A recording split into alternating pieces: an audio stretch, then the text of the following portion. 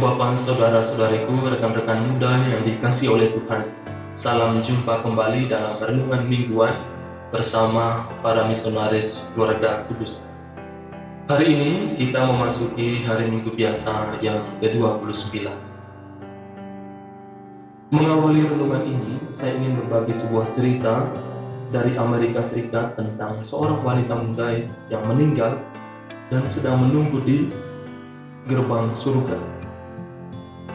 Diceritakan bahwa wanita muda itu boleh disambut atau boleh masuk dalam kerajaan surga ketika dia harus membawa sebuah hadiah yang berharga untuk dipersembahkan kepada Tuhan. Wanita muda ini akhirnya membawa $2 juta ke hadapan Santo Petrus.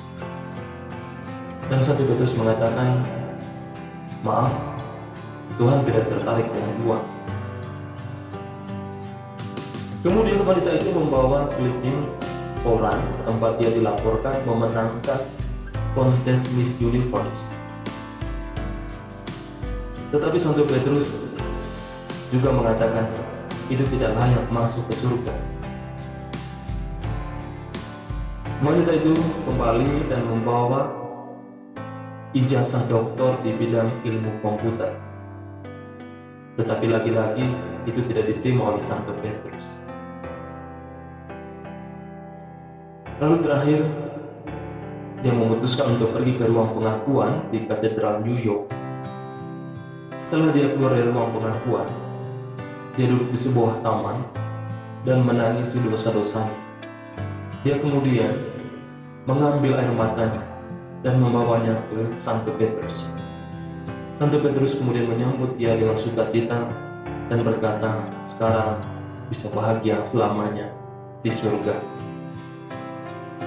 Nah, para saudaraku yang terkasih dalam Tuhan, cerita ini sebetulnya dekat sekali dengan kehidupan kita. Artinya apa? Artinya saya dan Bapak Ibu sekalian berpotensi untuk menjadi orang hebat, berpotensi untuk menjadi terkenal, berpotensi untuk duduk di jabatan-jabatan penting dalam kehidupan. Tetapi pertanyaan kita sekarang adalah, siapa yang terbesar dalam kerajaan surga? Atau saat ini saja kalau kita masing-masing bertanya, apakah saya spesial di hadapan Tuhan? Apakah Tuhan benar-benar membutuhkan saya?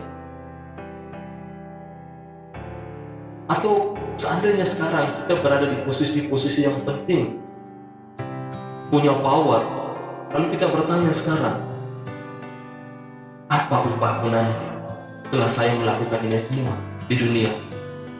Jadi ini pertanyaan-pertanyaan kita yang membawa kita sampai pada pertanyaan, apa menjadi orang besar? Apa artinya menjadi orang terkenal? Nah, menarik para saudaraku yang terkasih dalam Tuhan, kita terjebak dalam pola pikir semacam ini. Kita sering bergulat, bahkan sering tergoda untuk memakai cara berpikir seperti ini ketika kita diberi tanggung jawab, ketika kita diberi misi tertentu oleh atasan kita, atau kita melakukan sebuah pekerjaan. Kita ingin mendapatkan reward, kita ingin mendapatkan pengakuan, pujian, tepuk tangan, dan ingin mendapatkan identitas baru. Nah, inilah cara berpikir dunia. Inilah cara berpikir dunia, dan kita semua seringkali terjebak dalam cara berpikir seperti ini.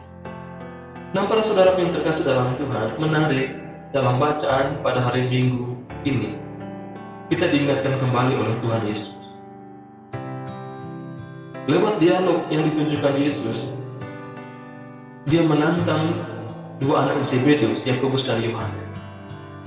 Karena mereka merasa bahwa apa yang mereka kerjakan itu pantas mendapatkan hasil.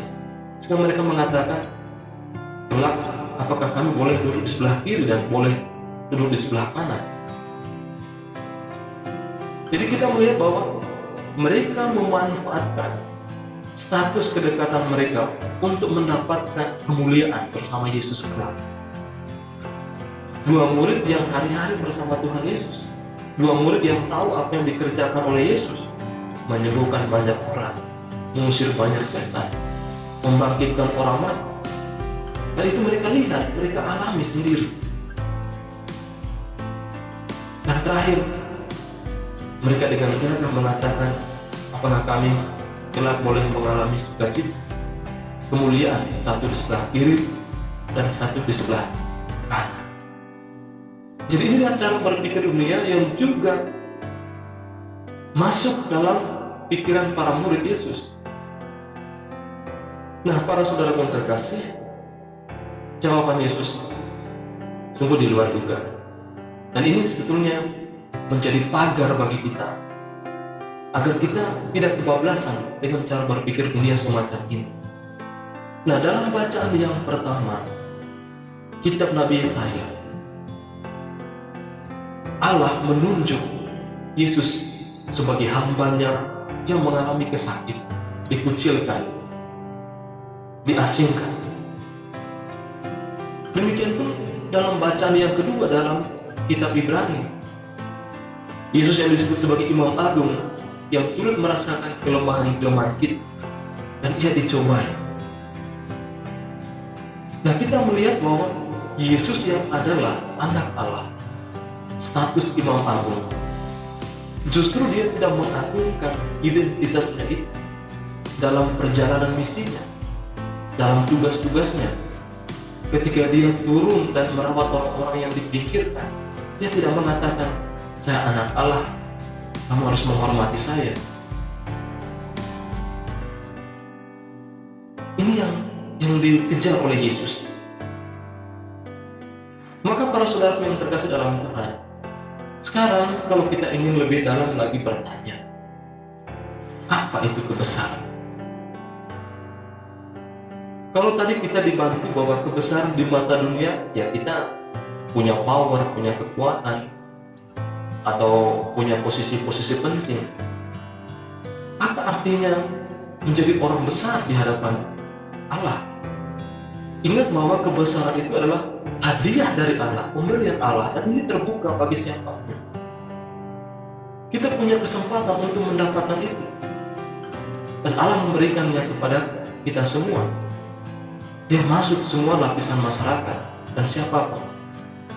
Kita bisa membayangkan andai kata hadiah ini diperuntukkan bagi mereka yang hanya mereka yang penting atau orang-orang hebat, orang-orang terkenal, sedikit saja yang boleh mengalami kemuliaan bersama Tuhan. Tetapi karena ini adalah standar yang dipakai oleh Allah, pintu surga terbuka untuk semua orang, maka saya dan Anda punya kesempatan untuk boleh mengalami kemuliaan bersama Allah.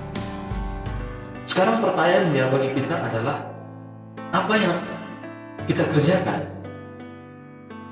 Nah, sebagaimana Yesus, dia menunjuk dirinya sendiri. Dan dalam bacaan Injil disimbolkan dengan cawan. Cawan itu simbol pengorbanan. Artinya bahwa Yesus mengajar para murid dan juga kita semua bahwa untuk mengalami kemuliaan bersama Tuhan, dia menunjuk dirinya sendiri yang rela mati di kayu salib, berjalan bersamanya.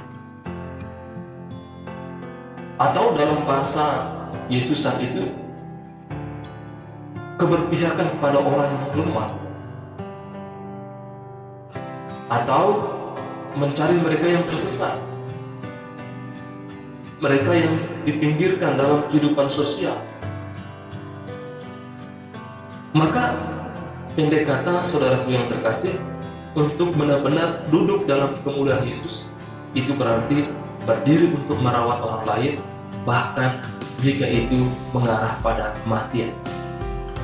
Artinya, Yesus menunjukkan dirinya sendiri bahwa untuk boleh mengalami kemuliaan, duduk di sebelah kiri, entah duduk di sebelah kanan, lihat saya, lihatlah diriku.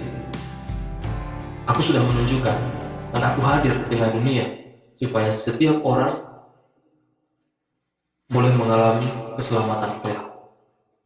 Maka para saudaraku yang terkasih dalam Tuhan, sekarang kita tahu bahwa misi kita sekarang bukan sekedar ingin mendapatkan imbalan, pujian, dan seterusnya.